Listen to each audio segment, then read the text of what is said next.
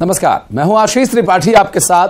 News 18 Madhya Pradesh Chhattisgarh देख रहे हैं आप और 8 बजे की ताजा खबर बुलेटिन में शुरुआत करेंगे एक बड़ी खबर से, जहां निवाड़ी में बेतवा नदी पर टापू पर फंसे 5 लोगों को बचा लिया गया है। एक अच्छी खबर, जहां एसडीआरएफ की टीम ने ये रेस्क्यू ऑपरेशन चलाया और लोग जो कि राम राजा सरकार के दर्शन करने के लिए गए हुए थे और रात के वक्त नदी में नहाने चले गए। इस दौरान जलस्तर बढ़ने से 5 शीतला माता मंदिर के पीछे की ओर बने हुए टापू पर फंस गए। इनमें 3 लोग एक टापू पर थे और 2 लोग एक अलग टापू पर, छोटे टापू पर फंसे हुए थे और 5 के फंसे होने की सूचना एसडीआरएफ को दी गई। अब ऐसी मुसीबत में एसडीआरएफ ही काम आती है। एसडीआरएफ की टीम को मिली सूचना के बाद तुरंत अब रेस्क्यू ऑपरेशन शुरू किया गया और 2 घंटे की कड़ी मशक्कत के बाद 5 को एसडीआरएफ की टीम ने बाहर निकाला। दरअसल सभी यूपी के हमीरपुर के रहने वाले हैं और रेस्क्यू के बाद पूरे जिले में एसडीआरएफ टीम की प्रशंसा हो रही है।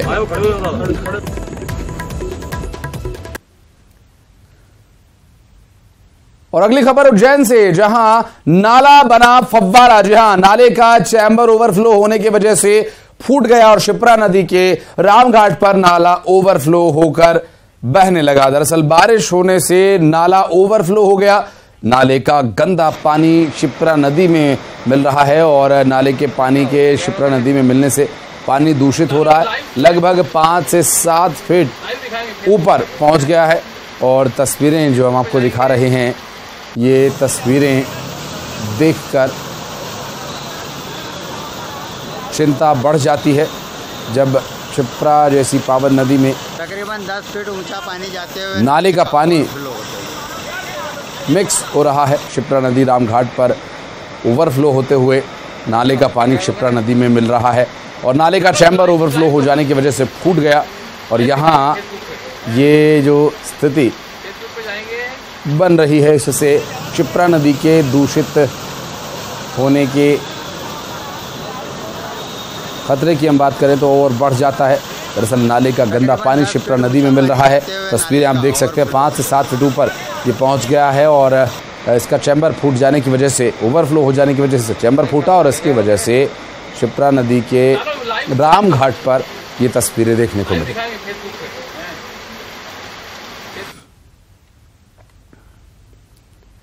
और अब बात करेंगे मानसून की, जहां मध्य प्रदेश पर मानसून पूरी तरह से मेहरबान है और मौसम विभाग ने अलर्ट जारी किया है। 20 से अधिक जिलों के लिए येलो अलर्ट जारी किया गया। रीवा के और चंबल संभाग की बात करें तो येलो अलर्ट यहां पर जारी किया गया। नर्मदापुरम, विदिशा, बैतूल, हरदा ऑरेंज अलर्ट के साए में रहेंगे, क्योंकि मौसम विभाग की तरफ से जारी किए गए पूर्वानुमान के मुताबिक मानसून इसी तरह से मेहरबान रहेगा। अभी 20 से ज्यादा जिलों के लिए अलर्ट जारी किया गया है।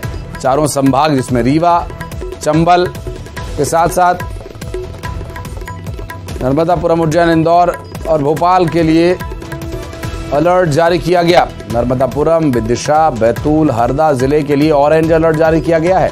आपको बता दें कि मौसम की मेहरबानी का असर ये होगा कि लगातार बारिश होती रहेगी, कभी कम तो कभी तेज। ऐसे में प्रभावित हो सकता है आम जनजीवन। आपको बता दें कि मौसम विभाग ने इसके लिए पूर्वानुमान जारी किया है। 20 से अधिक जिलों के लिए यह अलर्ट जारी किया गया है। रीवा और चंबल संभाग के लिए येलो अलर्ट जारी किया गया है।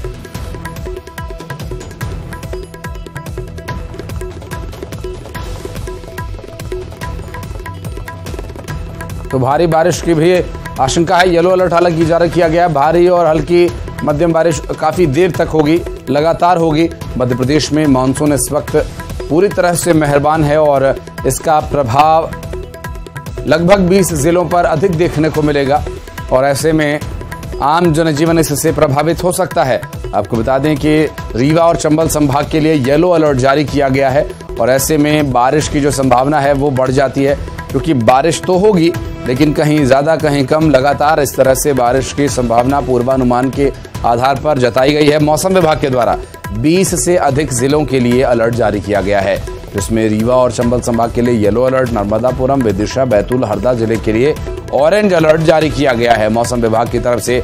मध्य प्रदेश में मानसून मेहरबान है और मौसम विभाग ने इस मेहरबानी के परिणाम से आगाह किया है लोगों को कि जिस तरह बारिश होगी आम जनजीवन को प्रभावित करेगी और ऐसे में थोड़ी एहतियात बरते जाने की आवश्यकता है। दरअसल 20 से अधिक जिलों में मानसून का असर देखने को मिलेगा, प्रभावित होगा आम जनजीवन। बैतूल और हरदा जिले के लिए ऑरेंज अलर्ट जारी किया गया है और ऐसे में मध्य प्रदेश की ज्यादातर भूमि मानसून की बारिश से तरबतर होगी। मौसम विभाग ने इसके लिए पूर्वानुमान जारी किया है और 20 से ज्यादा जिले इस मेहरबान मानसून का सामना करेंगे और आम जनजीवन इससे प्रभावित हो सकता है। अभी वर्तमान समय में बीते 1 से 2 दिन से लगातार बारिश हो रही है और आगे भी 2 से 3 दिन इसी तरह से बारिश होते रहने का पूर्वानुमान मौसम विभाग की तरफ से जारी किया गया है, जिसमें मध्य प्रदेश के 20 से ज्यादा जिलों पर इसका असर देखने को मिलेगा और ये प्रभाव आम जनजीवन पर पड़ेगा। लगातार बारिश होने की वजह से आम जनजीवन आपका आवागमन बाधित हो सकता है। ऐसे में मौसम विभाग की तरफ से जारी किए गए पूर्वानुमान के ही मुताबिक आप अपने आगे के जो कार्यक्रम हैं उन्हें तय करें।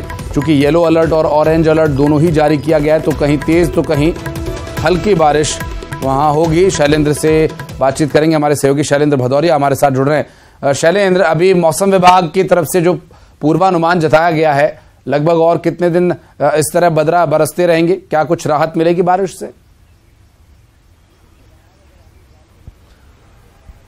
देखिए, फिलहाल अगर आशीष बात करूं तो मध्य प्रदेश में बारिश से राहत नहीं मिलने वाली है, क्योंकि जिस तरीके से अभी ये कहें कि मानसून पूरी तरीके से मध्य प्रदेश में अब जाकर एक्टिव हुआ है, क्योंकि इसके पहले जो लगातार जो बारिश हो रही थी वो मध्य प्रदेश के आसपास बन रहे लो प्रेशर एरिया के चलते हो रही थी।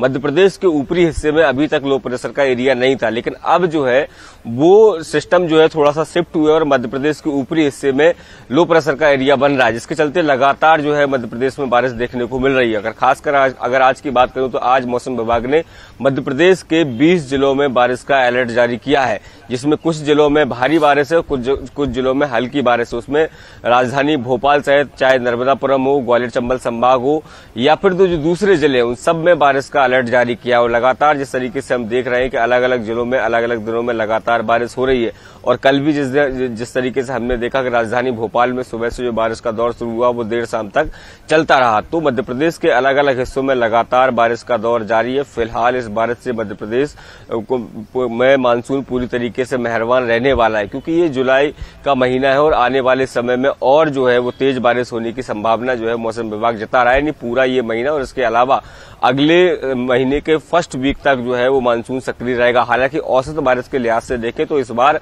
मध्य प्रदेश में औसत से अधिक अभी तक बारिश हो चुकी है, लेकिन आने वाले समय में और ये बारिश होगी। हालांकि कुछ इलाकों में जरूर ये बारिश जो है वो आफत की बारिश बनकर बरस रही है। तमाम जो नदी नाले हैं वो उफान पर हैं, लेकिन फिलहाल जो है मानसून पूरी तरीके से सक्रिय नजर आ रहा है और मौसम विभाग की माने तो अगले 1 या 2 सप्ताह तक इसी तरह का मौसम रहने वाला है। जी, बहुत शुक्रिया आपका शैलेंद्र इस जानकारी के लिए। बढ़ते आगे और छत्तीसगढ़ के दुर्ग से एक बड़ी खबर आपको बता दें। लगातार बारिश के चलते शिवनाथ नदी उफान पर है। दरअसल हमरा एनीकट में 5 फीट ऊपर पानी बह रहा है। मोगरा जलाशय से 10,000 क्यूसेक पानी छोड़ा गया और लगातार बारिश की वजह से शिवनाथ नदी भी उफान पर है और हमरा एनीकट में 5 फीट ऊपर पानी बह रहा है। और इसके बाद आपको बता दें कि 10,000 क्यूसेक पानी छोड़ा गया है। क्योंकि जिस तरह पानी अपने तय निशान से लगभग 5 फीट ऊपर बह रहा है, ऐसे में आप अंदाजा लगा सकते हैं कि अच्छी खासी तादाद में यहाँ पर पानी आया हुआ है। और आपको बता दें कि भारी बारिश के चलते मोगरा जलाशय से 10,000 क्यूसेक पानी छोड़े जाने के बाद शिवनाथ नदी का जो स्तर है वो बढ़ गया है और साथ ही बहाव तेज है और पानी जो है वो लगभग 5 फीट ऊपर बह रहा है तय चिन्ह से। और लगातार बारिश के चलते शिवनाथ नदी इस वक्त तूफान पर है। और इसके अलावा आपको बता दें कि मोगरा जलाशय से करीब 10,000 क्यूसेक पानी यहां पर छोड़ा गया है, जिसका भी प्रभाव शिवनाथ नदी में देखने को मिल रहा है। और बारिश के चलते अभी कुछ और दिन इसी तरह से शिवनाथ नदी अपने उग्र रूप में रहेगी। जो पानी का स्तर है वो बढ़ गया है काफ़ी, लगभग 5 फीट ऊपर नदी इस वक्त बह रही है। और इस वक्त की जो मौसम विभाग की तरफ से पूर्वानुमान जारी की गई है। मिथिलेश हमारे सहयोगी हमारे साथ जुड़ रहे हैं, उनसे बात भी करेंगे। मिथिलेश, अभी की जो परिस्थितियां हैं मौसम विभाग की तरफ से पूर्वानुमान के अनुसार कुछ और दिन इसी तरह से शिवनाथ का रौद्र रूप देखने को मिलेगा?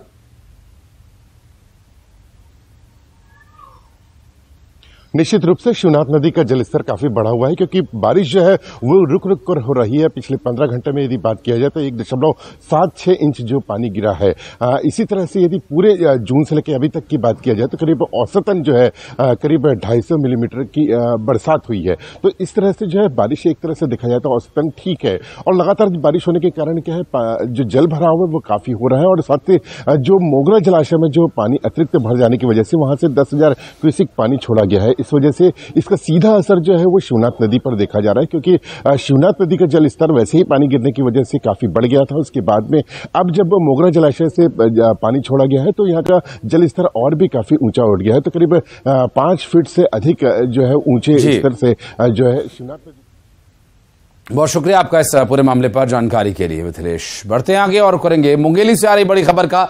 शहर में सुबह से लगातार बारिश जारी और पूरे दिन बारिश होते रहने की संभावना जारी की गई है। दरअसल बारिश से मनियारी डैम पूरी तरह से भर चुका है और इसके बाद यहां जो स्थिति है मनियारी डैम की वो भी तस्वीरें आपको हम दिखा रहे हैं। जगदलपुर से इस वक्त की बड़ी खबर। चित्रकूट वाटरफॉल से एक युवती के छलांग लगाने का मामला सामने आया। घरेलू झगड़े के चलते युवती वाटरफॉल से कूद पड़ी और युवकों ने युवती को बाहर निकाला। बाल बाल उसकी जान बची। चित्रकूट थाना क्षेत्र का मामला। मंडला जिले के सरकारी उच्चतर माध्यमिक विद्यालय लफरा में असामाजिक तत्वों की शरारत की आशंका जताई जा रही है। दरअसल स्कूल में पढ़ने वाले 2 छात्राओं ने कथित तौर पर बोतल में पेशाब मिलाकर पिलाए जाने की आशंका जताई है। छात्राओं के मुताबिक लंच तक पानी ठीक था, पर जब वो एक क्लास अटेंड करके लौट कर आए तो पानी से यूरिन की स्मेल आ रही थी।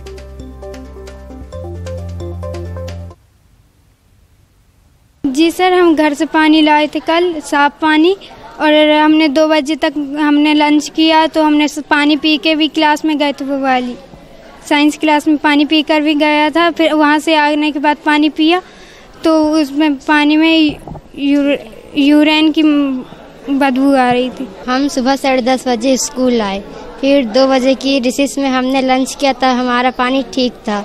फिर हम साइंस क्लास में इंग्लिश का पीरियड अटेंड करने गए, वहाँ से पढ़ के आए तो प्यास लगी थी तो बोतल का पानी पिया तो उसमें यूक्रेन की स्मेल आ रही थी। घर पहुँची सर रोते रोते और बोले कि पापा जी आज स्कूल में हमारी पानी वाली बोतल में कोई लड़का बाथरूम डाल दिया है। घटनाक्रम के संबंध में अभी व्हाट्सएप ग्रुप में मुझे 11-12 बजे के पता लगा था, तो मेरे द्वारा मतलब मैं नारायणगंज विजिट में था, बीओ को भेजा। उसके बाद में मैं वहाँ से नारायणगंज से फुर्सत होने के बाद सीधा यहाँ पे आया। यहाँ आने के बाद में देखा तो चूँकि नायब तहसीलदार मैडम है वो भी हैं और हमारा बीओ भी उपस्थित था। अभी जांच चल रही है, अब कोशिश कर रहे हैं कि मतलब तथ्य सामने आए। और कृष्ण साहू हमारे सहयोगी मंडला से इस वक्त हमारे साथ जुड़ रहे हैं, उनसे बात करेंगे। अभी क्या कार्रवाई की जा रही है कृष्ण इसमें? अभी चूंकि जो आशंका जताई गई थी उसे पुष्टि उसकी कैसे हुई, क्या कुछ इसमें जांच की गई है?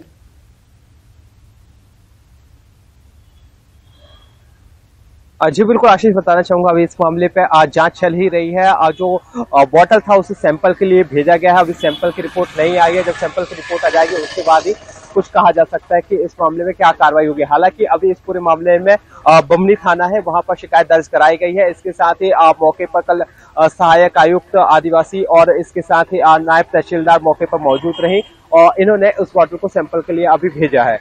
फिलहाल अभी इस मामले में यही है अपडेट कि बमनी थाने में शिकायत दर्ज कराई गई है। बहुत शुक्रिया कृष्ण आपका इस जानकारी के लिए। और मनेंद्रगढ़ से बड़ी खबर। स्कूल में गांजा पी रहे शिक्षक दरअसल शराब के बाद अब गांजे पर भी उतर आए हैं। दरअसल स्कूल में शिक्षक का गांजा पीने का वीडियो वायरल हो रहा है। क्लासरूम में बच्चों के सामने ये हरकत जारी है। दरअसल प्रधान पाठक ग्राम पंचायत जोल्ही के शासकीय प्राथमिक शाला का ये पूरा मामला है, जहां मास्टर जी गांजा सुलगाकर पी रहे हैं। सुजीत हमारे सहयोगी इस वक्त हमारे साथ फोन लाइन पर मौजूद हैं। सुजीत, आखिर ये मास्टर जी क्लास के अंदर ही बैठकर शौक फरमा रहे? जी बिल्कुल, पूरा जो मामला है ग्राम पंचायत जोली का है, शासकीय प्राथमिक शाला का है, जहाँ पे प्रधान पाठक जो है क्लासरूम में बच्चों के सामने ही गांजा पीते नजर आ रहे हैं। इससे पहले कई वीडियो वायरल हुए थे शराबी शिक्षकों का, जहां पे जिला प्रशासन ने उसे कार्रवाई करते हुए निलंबित भी किया था, लेकिन शिक्षक इससे सबक नहीं ले रहे हैं और इस तरह की घटना फिर सामने आ रही है। और बहुत शुक्रिया सुजात आपका इस पूरे मामले पर जानकारी देने के लिए। विधानसभा के मानसून सत्र का आज दूसरा दिन है। विपक्ष ने सत्ता पक्ष को घेरने की रणनीति बनाई और सदन में विपक्ष सरकार के खिलाफ अविश्वास प्रस्ताव पेश करेगी। वहीं सत्ता पक्ष ने दबाव देने की रणनीति तैयार की है। सदन में हंगामे के आसार हैं।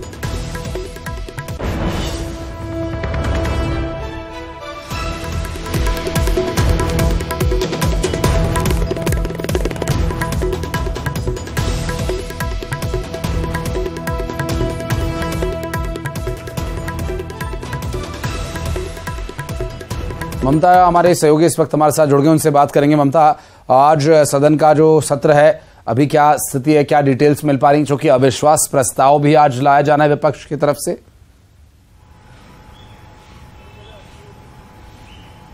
बिल्कुल, देखिए आज मानसून सत्र का दूसरा दिन है और बीजेपी आज अविश्वास प्रस्ताव जो है वो प्रस्तुत करेगी और विधानसभा के मानसून सत्र के लिए बीजेपी ने आरोप पत्र भी तैयार किए हैं और 100 बिंदुओं पर ये आरोप पत्र जो है वो तैयार किए हैं। बीजेपी का आरोप है कि प्रदेश में रेत घोटाला हो रहा है, शराब घोटाला हो रहा है, पीएससी में गड़बड़ी, गोबर खरीदी में गड़बड़ी जैसे मामले शामिल है। हालांकि शराब घोटाले को लेकर कल ही सुप्रीम कोर्ट ने जो है उसकी आगे की जांच को लेकर स्टे लगा दिया और उससे कांग्रेस जो है वो मजबूत होती नजर आई है और कांग्रेस ने आरोप लगाया कि ईडी जो है वो बीजेपी के इशारे पर तमाम कार्रवाई कर रही थी, लेकिन अब जो है स्थिति जो है वो स्पष्ट हो गई है। तो आज शराब घोटाले को लेकर बड़ा हंगामा करने की तैयारी में बीजेपी थी, लेकिन सुप्रीम कोर्ट से चूंकि स्टे लग गया है जो उसकी जांच को लेकर, तो जाहिर तौर पर एक बड़ा मुद्दा तो बीजेपी के हाथ से छिन गया है। अविश्वास प्रस्ताव से के जरिए जो है वो बीजेपी कोशिश करेगी कि सत्ता पक्ष को जो है वो किस तरह से घेरा जाए। और आप नजर बनाए रखिएगा विधानसभा की कार्रवाई को लेकर और डिटेल्स आपसे लेने के लिए फिर संपर्क करेंगे। बहुत बहुत शुक्रिया ममता आपका इस जानकारी के लिए। और उज्जैन से इस बीच एक बड़ी खबर आपको बता दें, उज्जैन रेलवे स्टेशन पर एक बड़ा हादसा होने से टल गया। दरअसल चलती ट्रेन से एक महिला ने उतरने का प्रयास किया और वो तस्वीर भी आपको दिखाएंगे। फिलहाल ये देखिए वो तस्वीर, जो महिला जब उतर रही थी, चलती ट्रेन से उतरने की कोशिश में महिला ट्रेन और प्लेटफॉर्म के बीच कुछ सेकंड्स के लिए घिसटती नजर आई। हालांकि इस दौरान वहां पर मौजूद आरपीएफ के जवानों ने उसकी जान बचा ली। गंभीर चोट आ सकती थी लेकिन बाल बाल बची आरपीएफ के जवानों की मुस्तैदी के चलते।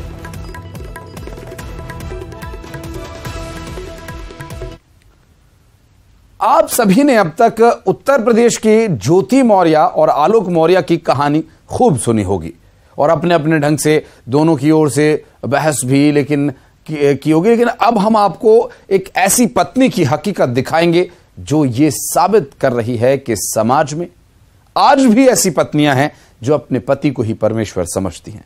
आपकी टीवी स्क्रीन पर जो तस्वीर दिखाई दे रही है वो छतरपुर की है, जहां प्रियंका गौड़ अपने विकलांग पति को अनुकंपा नौकरी दिलाने के लिए उसे गोद में उठाकर अधिकारियों के दफ्तरों के चक्कर लगा रही है। दिव्यांग पति होने के नाते प्रियंका का यह समर्पण समाज के लिए एक मिसाल है। प्रियंका का यह कहना है कि वो ज्योति मौर्य नहीं जो अपने पति का साथ छोड़ दे और अपने फायदे के लिए ही अपने पति के साथ रहना और अपने निजी फायदे को ही हमेशा वरीयता देना, तरजीह देना, क्या यही जीवन संगिनी का कर्तव्य है?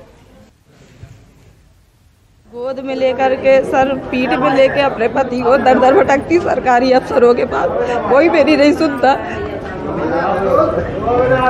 कब से चक्कर काट रही है? 2019 से मैं लेके विकलांग हो गए मेरे पति, जब से मैं लेके भटक रही हूँ गोद में। कैसी आर्थिक स्थिति है? आर्थिक स्थिति भुखमरी की तादाद पे, कोई कुछ नहीं कर रहा है। आते यहाँ पे आवेदन देते, इसके बाद बोल देते सब हो जाएगा, वापस घर पहुँच जाते, कुछ नहीं होता। 2015 में हमारी मम्मी खत्म हो गई थी, तब से हमको नियुक्ति नहीं मिली, शिक्षा विभाग में मम्मी थी और एक्सीडेंट हो जाने के कारण अब हम पूरी तरह से जो विकलांग हो गए हैं। तो पत्नी हमारी गोद में लेकर जाकर भटक रही है, हर जगह जिला शिक्षा अधिकारी के पास गई, कलेक्टर महोदय के पास भी कई बार गई है, बीडी शर्मा जी के पास, हर जगह मतलब जनप्रतिनिधियों से लगा करके शिक्षा मंत्री, मुख्यमंत्री भोपाल तक हम लोग हो जाए, लेकिन अभी तक कोई सुनवाई नहीं है। अनुकंपा नियुक्ति में छतरपुर में कैंप लगा के कार्रवाई की गई है और जहाँ पे पोस्ट के वैकेंसी ना होने के वजह से जहाँ पे इशू है वही वैसे ही वाले इश्यूज रहेंगे जहाँ पे वैकेंसी नहीं है और नियमानुसार अनुकंपा नियुक्तियाँ की। और बिलासपुर में डायरिया का कहर लगातार बरप रहा है। चाटीडीह में डायरिया से तीसरी मौत हो गई। डायरिया से एक बुजुर्ग महिला की जान चली गई। चाटीडीह में डायरिया फैला हुआ है। डायरिया इस वक्त लोगों की जान पर बनाया है। आपको बता दें कि इससे पहले 2 मौत हुई थी, एक और मौत हुई है। बुजुर्ग महिला की जान चली गई डायरिया के चलते। चाटीडीह में इस वक्त डायरिया ने अपना प्रकोप फैलाया हुआ है। स्वास्थ्य विभाग इस पूरे मामले में क्या कार्रवाई कर रहा है, किस तरह से एहतियात बरते जाएंगे और कैसे आगे मौत न हो इसके लिए प्रयास किए जाएंगे, ये एक बड़ा सवाल है।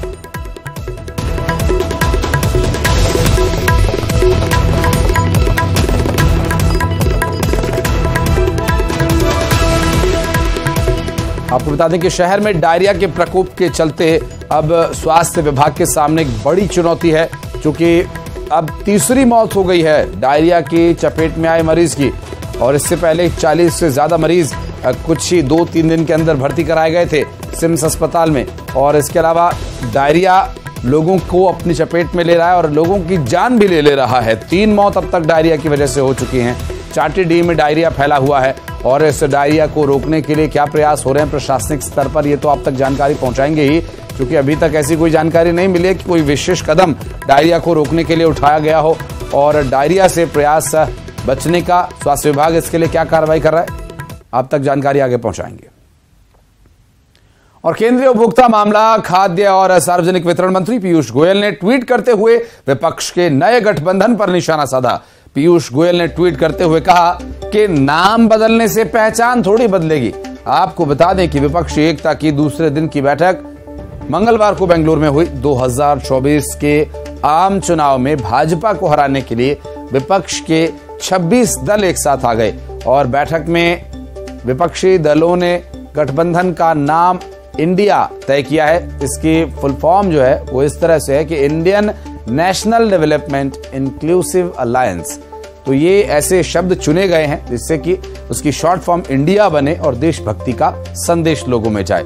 इसका ऐलान कांग्रेस अध्यक्ष मल्लिकार्जुन खड़गे ने विपक्षी दलों की प्रेस कॉन्फ्रेंस में किया और कहा कि समन्वय के लिए 11 सदस्यों की कमेटी और एक कार्यालय जल्द बनाया जाएगा। इसकी घोषणा मुंबई में होने वाली बैठक में की जाएगी।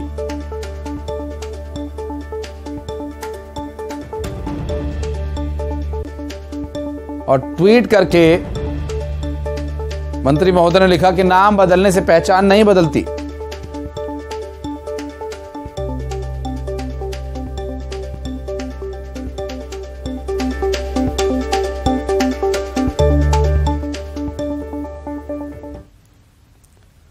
और खबरें आगे भी जा रही हैं। वक्त एक छोटे से ब्रेक का। ब्रेक के बाद आपको दिखाएंगे सुपर 10।